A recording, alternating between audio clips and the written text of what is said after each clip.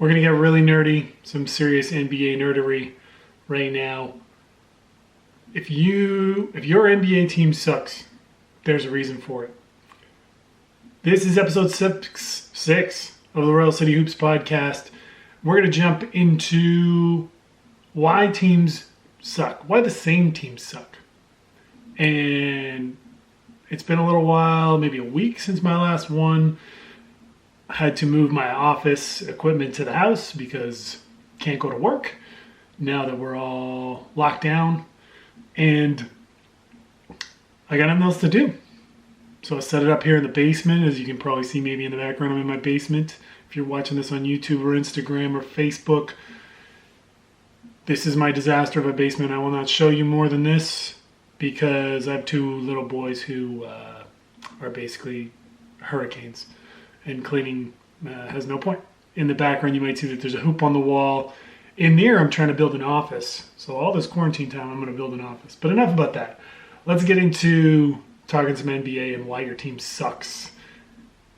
I've been watching a lot of YouTube, going down the rabbit hole and seeing all these top 10 draft reviews, or free agency period reviews where they go back and they look at Bleacher Report's top 10, or their NBA draft grades, and they go back and they review. And I think, yeah, it's fun. It's a little clickbaity, but I think it doesn't give enough context. It's not giving you what you need with regards to why they drafted that guy or why that guy didn't turn out. I think Jalen Rose often talks about situation matters. Where you get drafted, who drafts you matters. You ever notice some teams develop players and they turn them into something that you didn't think, and then other teams, they're in the lottery seemingly every year with high picks and they can never get out of there. I mean, look at the Cleveland Cavaliers. Sans LeBron James, they've sucked ever since Brad Daugherty and Mark Price were there. I mean, the Phoenix Suns haven't been that great. Robert Sarver hasn't done a great job as an owner. And I guess my point is, your team isn't bad because of the players that are on it. Your team is bad because of the guys picking those players. Nobody on the Bucks, I don't think anybody would have said when Kawhi Leonard or Giannis Antetokounmpo or Steve Nash was drafted, like, oh, those guys are going to be all NBA, MVP type players. They were drafted, 13th, 15th. Kobe Bryant was drafted 13th by the Hornets, who traded him for Vlade Divac. Now, at the time, not a terrible trade because the Hornets weren't bad with Vlade. But it just kind of goes to show you, good teams are good for a reason, bad teams are bad for a reason. And really, the tenet that I'm going to bang on right now has to do with how you build your roster, how teams build a winner. And it's been no different for ever since I've been watching the NBA. The composition is always the same. Style of play is different, sure. It's a copycat league. I don't know if people remember, but when Elijah won and the Rockets won, everybody was trying to copy that format. And if you dig into it, they had one star, Elijah won. They had a sort of semi-star in Clyde Drexler, I think on the second title team. They had a ton of depth, they had three-point shooting, and they played defense. And those are the things you need to win. And every team you're going to look at, save maybe the Detroit Pistons of 2004, every team has the same thing. And that's, you have a closer, you need a superstar that can get you buckets when it matters. In the playoffs, everything slows down.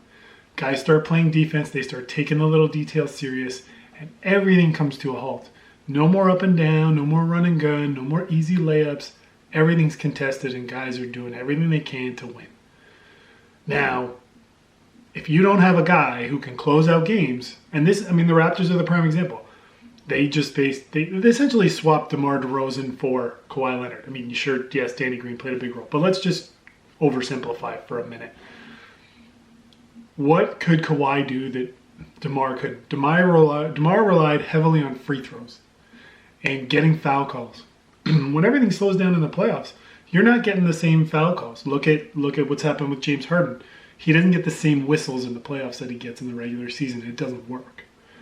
Kawhi is an elite scorer. He can score on all three levels. He can score in the post. He gets into the mid-range, and all the killers in the NBA that close out games get in the mid-range. Kobe, Dirk Nowitzki, Paul Pierce, Michael Jordan, LeBron James. If you think of LeBron James with the Heat, when the Heatles were making their run, it was him in the elbow getting to the hoop. And I think quickly, the reason that is the kill zone is you can't help off a guy who's 20 feet from the hoop. But guys at the three-point line trying to shake and bake, you can gear your defense up possession to possession to kind of stop that. But at 18, 20 feet from the hoop, he's one dribble from the rim. So if you leave to help, that's a bullet pass for an open three or an open jumper, and you're scrambling on defense.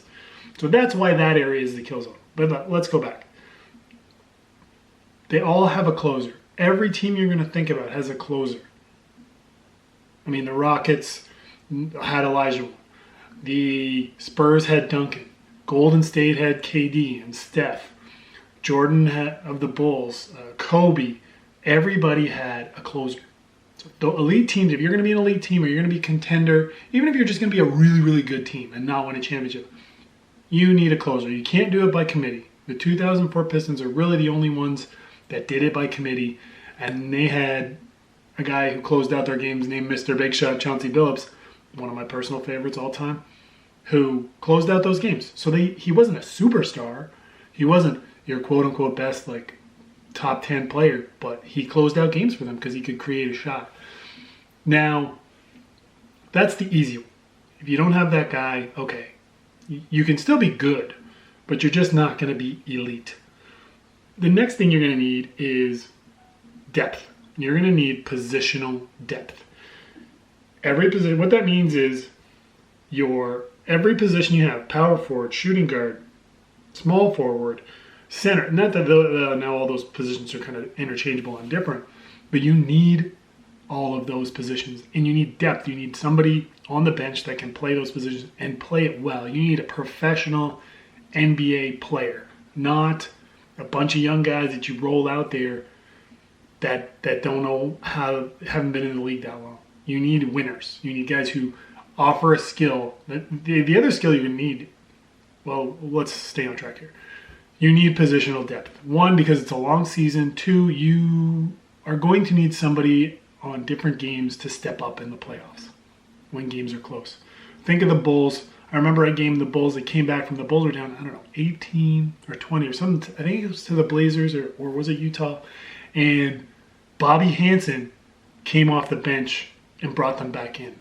Now, Google Bobby Hansen. He does not look like a player. However, he had spent a lot of years in Sacramento. He was deep on their bench, and he knew how to be a pro. And the time came, and he stepped in. And he made a game of it, and they won.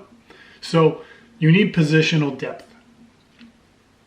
The next two things, I think you need both of them. You can't just kind of have one of them. You need both of them to degrees. You need 3-point shooting, because if you're going to have that killer closer, you need space for him. And you need guys who can hit threes and punish the defense if you help off them. If you don't have 3-point shooting, it will be very tough when the games slow down and they key in on your closer for you to win big games late in the season, late in the playoffs to win a title. You need that shooting. Now, in addition to that, you need defense. Nowadays, defense is going to mean you need length on the wing to contest those threes. When you get into a scramble, that those guys can recover and contest and close out with a rebound. So those are your key elements. Now, we talked about the game slowing down. Why do you need defense? The game slows down. You need to manufacture points from your defense in stretches. You're not going to have games that are 130 to 120.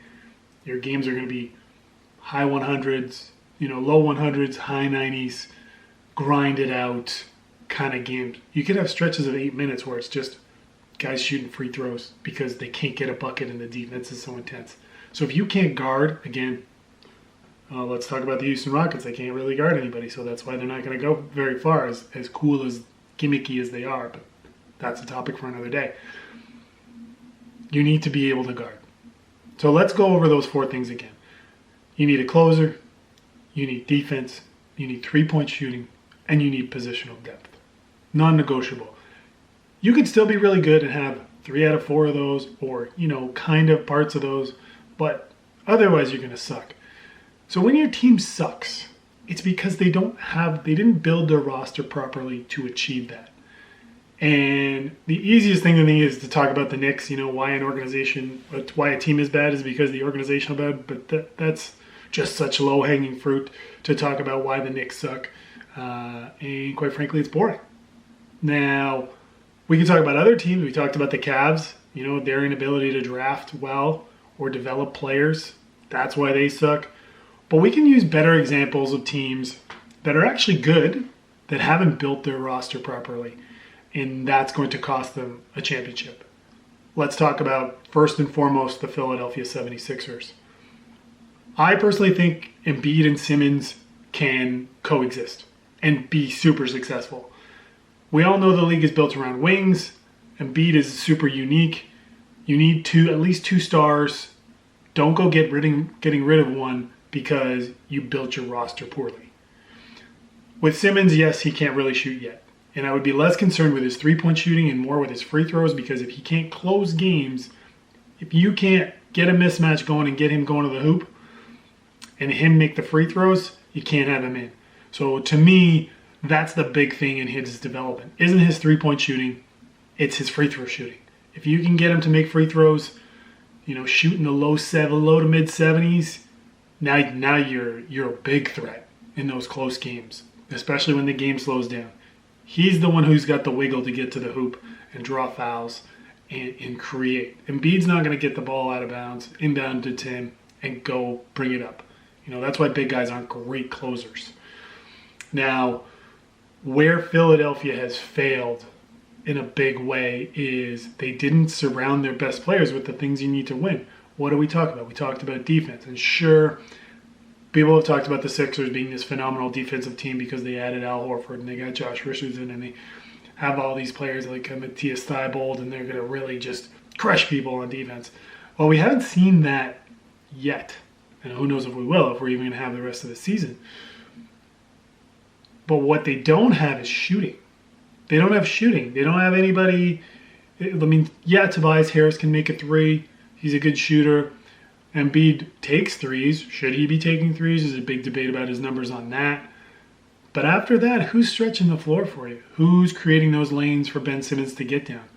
You gave Al Horford $100 million for a position that's essentially redundant since you already have Embiid. Now, if you did it as an insurance policy in case Embiid goes down, you really overpaid for it, and you cost your roster because you have no positional depth. They're hosed when Simmons is out of the game. Raul Neto is their backup point guard. He's not a great shot creator for everybody else. He's been in the league a while, and certainly he's a hell of a lot better than me. And I shouldn't be bagging on him for being an NBA player when I'm in my basement recording this surrounded by a hurricane of my kids' toys. But at the same time, we're talking about winning an NBA championship and building a roster. And does Raul Neto really strike fear in the hearts of any NBA players or teams when they're game planning? Probably not. In the past, they had J.J. Redick coming off the bench. They had a little bit of positional, definitely more than they had now. They had Jimmy Butler, who, to all intents and purposes, he was not coming back. He said so much in his J.J. Redick podcast. He was on the fence, and basically with the way Philly reacted to him and his exit, he kind of knew, like, I'm gone. So Philly's a prime example of how they could have been an NBA contender, like top 4 team, and they didn't spend their money wisely. They didn't build their team properly. And I'm safe to say, in my mind, Elton Brand's on the clock, and Bruce Brown, Brown, the coach, the guy with the white hair, was in Australia for a bit. He's questionable to be back, I would think, at this point. That they've capped what they can do with that team. They need to change. They made some big mistakes this year in the offseason. Now, another team you're going to talk about, if we're going to talk about front office building the team incorrectly, we could talk about the Rockets again.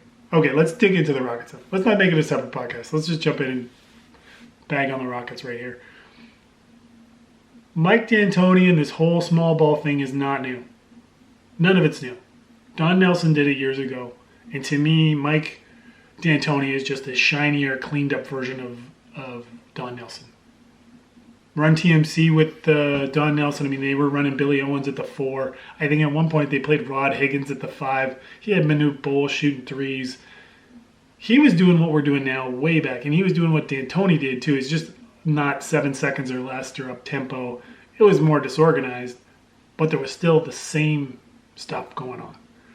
You know, the Rockets, the Believe team, sorry, not the Rockets, the Warriors, the Believe team that beat the number 1 seed Mavs, and I think they were number 1. I might be wrong. You can tell me if I'm wrong. I'm just some guy talking in his basement again. They knocked them out of the playoffs with Al Harrington as their starting center. This is not new. We all know how this ends. They do not win a championship. They are not going to even come close with a lineup like that. And to go through the scenario like, oh, they're all in on small ball and, you know, getting rid of a post player and Clint Capella. Well, they had spent their money unwisely, and now they didn't have a choice. And you may as well go all in and be entertaining. But this is not leading to a championship and not leading to long-term success. It's a gimmick. You know, I don't think you can have your best player in James Harden who, it's not, I don't think that he can't play defense. He just has no interest in it. And you need your best player to be at least interested or committed to playing defense, even if he sucks at it, because he's your leader. Like it or not, he's your leader. And if he punts on half the game, then your other guys are, sooner or later, you know, like they're not going to go all the way for him. So it'll be interesting to see what the Rockets do this offseason with their roster and how they rebuild it, because they're just going to be a gimmick. They'll be fun to watch, up and down, north-south, a lot of points. Russell Westbrook getting a lot of dunks. Harden making a lot of crazy step-back threes, and at best, conference semifinal flame out. Because when you play a team 7 games, they're going to figure it out. Their best chance, I think, was last year when Chris Paul got hurt and they couldn't close out. I think it was last year. And they couldn't close out the Warriors. Was it last year, 2 years ago? They couldn't close out the Warriors. That's all you need to say. So they're another example of how roster construction just doesn't work. If your team will not cross a certain plateau if it doesn't work. Now, let's talk about a team trending in the other direction. We'll talk about the Bucks. The Bucks have built their roster properly. They've got veteran depth, they've got shooting, they've got defense, and the real question mark is, can Giannis grow into a closer? If you think about it, stop and think about it in your mind. What move that Giannis makes sticks out in your mind? It's him downhill in the full court, Euro stepping and dunking on somebody. What did we talk about earlier in the playoffs? Everything slows down. I remember clearly in the Raptors run when they were playing the Bucks, the Raptors, I believe, were down double digits. They were down a chunk to the Bucks. They were making a comeback. Budenholzer calls timeout. You know they're going to run a play for Giannis. They put Pascal on him and posted Giannis up, and Pascal punched the shot. Giannis made his move inside, and Giannis just turned and Giannis made his move inside, and Pascal turned around and blocked it. So at that moment, you could see the air just go out of the Bucks. It was over. They need somebody that can close. They have Chris Middleton, who, you know, like him or not, as a number 1 option, which he isn't. He steps up when it matters. He just doesn't have the offensive depth to his game to score on all 3 levels. I wouldn't say he's limited, but he doesn't have an expansive offensive repertoire, you know. But he can do the trick. Giannis is the one who needs to take the next step. Right now, having watched a lot of him, or I've watched a fair bit of him this season, I don't think he's there yet. I think it's coming. Potentially, I don't know that it's there yet. I mean, I guess the one thing the Bucks could do is roll him out at the 5 and see what teams do with that. Because if you got him one-on-one with a head of steam from the wing with a 5, he's just foot speed alone. But then what happens if they go small? You know, and they put a small guy on him. He doesn't really have the post-up game to fully take advantage of it. I mean, maybe he's working on it right now on a Nerf hoop in his condo in Milwaukee. Who knows? So now we've dumped dove, dive, jumped. Everybody says, let's get into the podcast.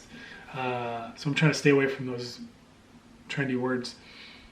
Now that we've broken down roster composition, we can get into maybe some more nerdy stuff in another episode about drafting and how that makes a difference and how many players really. One topic that I'm really interested in is when you're drafting, what's the realistic expectation when you're drafting a guy in the late first round? How many guys stick around? 10 from the 2010 draft. How many guys do you think are still in the NBA? And how many of those guys were all NBA or all stars or any of them? So going in, Woj made a really good point in one of the podcasts I listened to. I say Woj like he's my buddy. Like we were hanging out having beers last week. 90% of the NBA, and this is a quote from him, 90% of the NBA is role players. So, I mean, when you're drafting, shouldn't you be thinking like, oh, what role does this guy play? There's a ton of guys in the NBA who are role players that I like a ton. I mean, the one that pops right into my head is Miles Bridges for the Hornets. I think he's somebody who's developing well, and when his rookie deal's up, if a smart team comes along and scoops him up, he's going to be a phenomenal role player. If the wrong team comes along and scoops him up and he signs a big deal, and no disrespect to him for taking the money, I would do it too. I would play for any team that offered me the most money. I will sell out at any price, just so you know. If he goes to the wrong team, then that's more of a problem for his development long term, But hey, is your goal winning, or is it making a lot of money and just playing in the NBA, which is a win in life as it is? That's everything I got for this episode. Thanks for listening. This is episode 6. They say that episode 7 is the one that is the getting over the hill. Usually people will record up to 7 and then they don't make it. That's it. So the next one's the one that's going to break the camel's back to get us over the hump. I'm going to say thanks for listening. I appreciate everybody texting me, shooting me support, giving me ideas, even though not all of them are great. Thanks for watching, like I said. Like if you like, comment if you have something to say, and subscribe at your own risk.